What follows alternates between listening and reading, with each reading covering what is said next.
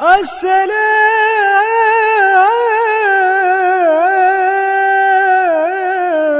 علیکم۔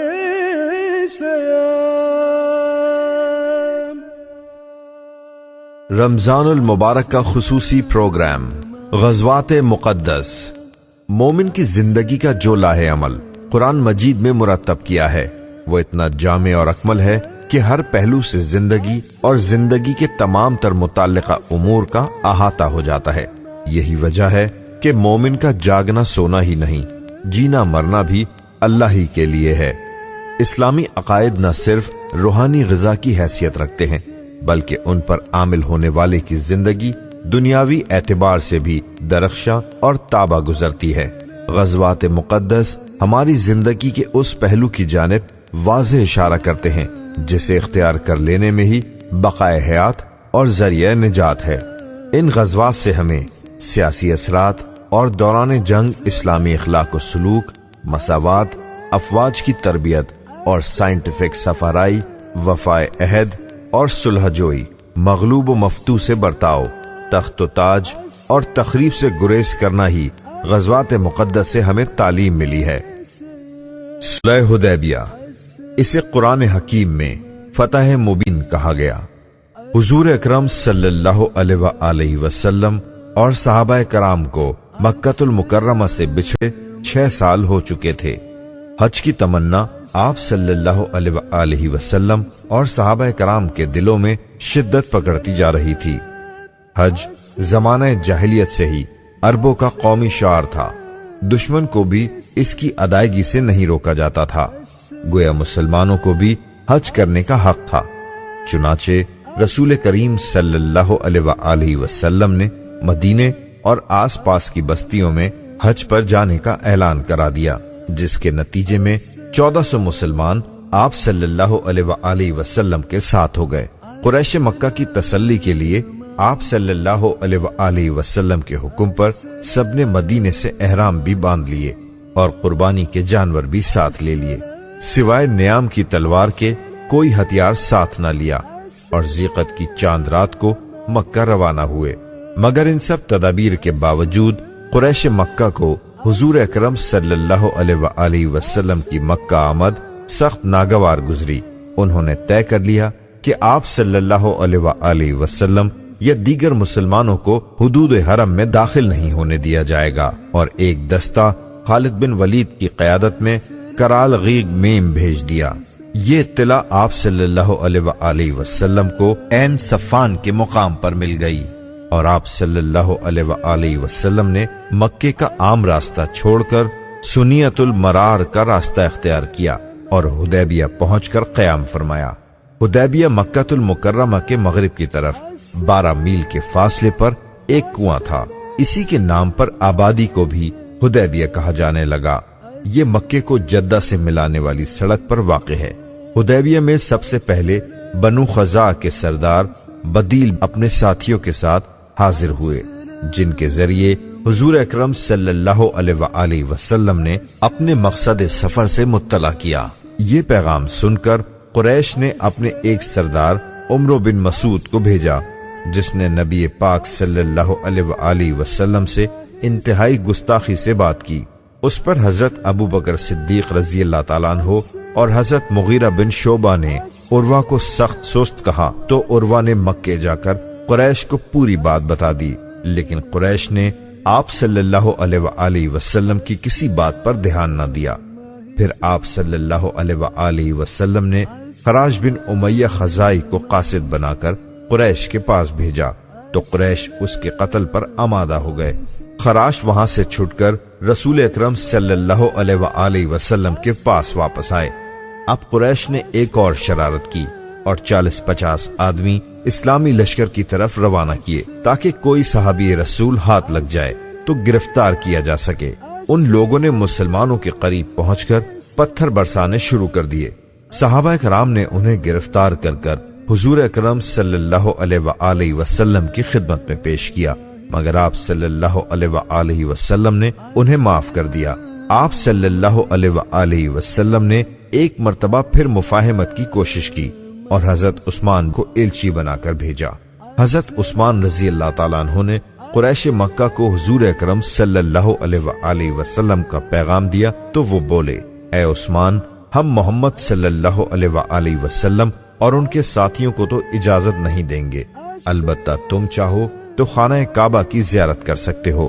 حضرت عثمان رضی اللہ تعالیٰ عنہ نے کہا، میں حضور اکرم صلی اللہ علیہ وآلہ وسلم کے بغیر یہ کام نہیں کر سکتا۔ اس جواب پر قریش بہت ناراض ہوئے، انہوں نے عثمان غنی کو پکڑ لیا۔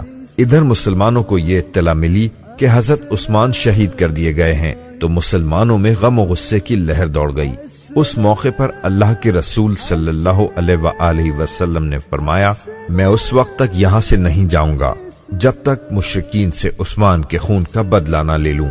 اس کے بعد نبی پاک صلی اللہ علیہ وآلہ وسلم ببول کے درخت سے ٹیک لگا کر بیٹھ گئے اور تمام صحابہ نے قصاص عثمان پر آپ صلی اللہ علیہ وآلہ وسلم کی بیعت کی، جسے قرآن میں بیعت رضوان کہا گیا۔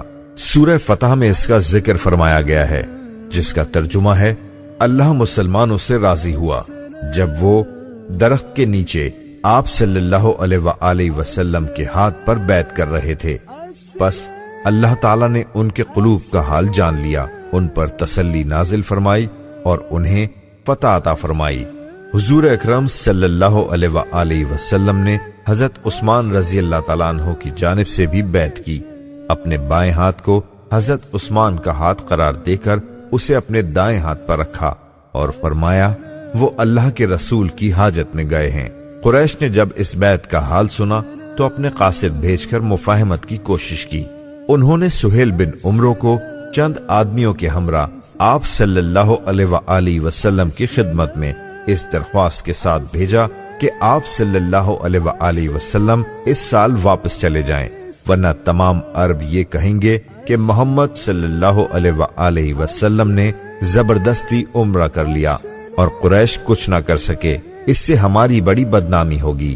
سہیل نے کچھ تجاویز آپ صلی اللہ علیہ وآلہ وسلم کی خدمت میں پیش کی، جنہیں آپ صلی اللہ علیہ وآلہ وسلم نے تھوڑی بہت تبدیلی کے بعد مان لیا۔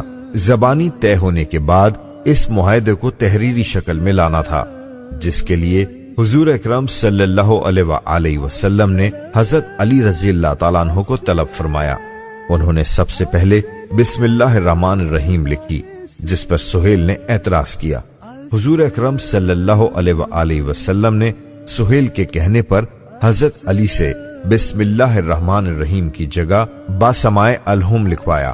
اس کے بعد حضرت علی رضی اللہ تعالیٰ عنہ نے لکھا، یہ وہ صلح نامہ ہے جو محمد الرسول اللہ اور سہیل بن عمرو کے مابین طے ہوا ہے۔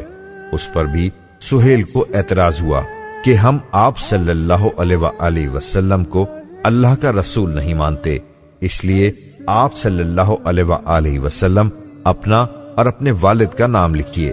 حضور اکرم صلی اللہ علیہ وآلہ وسلم نے حضرت علی رضی اللہ تعالیٰ عنہ سے تبدیلی کرنے کو کہا تو انہوں نے عرض کیا، میں یہ الفاظ نہیں بدل سکتا۔ اس پر نبی پاک صلی اللہ علیہ وآلہ وسلم نے خود محمد الرسول اللہ کے الفاظ مٹا کر محمد بن عبداللہ لکھوایا۔ یہ صلح نامہ 10 سال کے لیے طے ہوا تاکہ لوگ امن سے رہیں اور ایک دوسرے سے تعرض نہ کریں۔ اس معاہدے کی چند خاص باتیں یہ تھیں، جو محمد صلی اللہ علیہ وآلہ وسلم کی ذمہ داری میں جانا چاہے جا سکتا ہے، اور جو قریش کے عہد میں داخل ہونا چاہے وہ بھی ایسا کر سکے گا۔ ان میں سے جو شخص اپنے ولی کی اجازت کے بغیر محمد صلی اللہ علیہ وآلہ وسلم کے پاس آئے گا تو وہ اسے ولی کے پاس واپس بھیج دیں گے۔ اس سال محمد صلی اللہ علیہ وآلہ وسلم اپنے اصحاب کو لے کر واپس مدینے چلے جائیں گے اور آئندہ سال مکے میں 3 دن قیام کریں گے۔ ان کے پاس مسافروں کے ہتھیاروں کے سوا اور کوئی ہتھیار نہ ہوگا۔ صحابہ بہت افسردہ تھے کہ عمرہ کیے بغیر واپس جا رہے ہیں۔ انہیں اس بات پر بھی دکھ تھا کہ مسلمانوں میں سے جو شخص اپنے ولی کی اجازت کے بغیر حضور اکرم صلی اللہ علیہ وآلہ وسلم کے پاس آئے گا، اللہ کے رسول اسے اس کے ولی کو لوٹا دیں گے۔ صلح نامے کے فوراً بعد سہیل بن عمرو کے بیٹے ابو جندل، جو مسلمان ہو چکے تھے اور قریش مکہ کی قید میں تھے، بھاگ کر حضور اکرم صلی اللہ علیہ وآلہ وسلم کے پاس آ گئے۔ مگر رسول اللہ صلی اللہ علیہ وآلہ وسلم نے معاہدے سے روگردانی نہیں کی اور انہیں واپس کر دیا۔ صلح نامہ لکھے جانے کے بعد آپ صلی اللہ علیہ وآلہ وسلم نے اپنا اونٹ قربان کیا اور سر کے بال منڈوائے۔ صحابہ کرام رضی اللہ تعالیٰ عنہ نے بھی اس عمل کی تقلید کی۔ صلح نامے کے ایک شق کے مطابق بنو خزاع جو پہلے ہی حضور اکرم صلی اللہ علیہ وآلہ وسلم کی طرف مائل تھے، اسی وقت آپ صلی اللہ علیہ وآلہ وسلم کی حمایت میں آ گئے اور بنو بکر نے قریش کا دامن تھام لیا۔ رسول عربی صلی اللہ علیہ وآلہ وسلم نے حدیبیہ میں 10 دن قیام فرمایا، جس کے بعد مدینے واپس لوٹے۔ اس دوران سورہ فتح نازل ہوئی، جس میں اللہ تعالیٰ نے اس صلح کو فتح مبین سے تعبیر کیا۔ سورہ فتح کے نزول کے بعد صحابہ کا دلی ملال ختم ہوا۔ تاریخ ابن خلدون میں صلح حدیبیہ کے بارے میں لکھا ہے کہ صلح حدیبیہ اپنے نتائج کے اعتبار سے فتح مبین کہلائی۔ اس صلح سے پہلے مکہ اور مدینہ کے لوگ ایک دوسرے سے نہ مل سکتے تھے اور نہ اسلام کی تبلیغ و اشاعت اس طرح ہو سکتی تھی جس طرح بعد میں ہوئی۔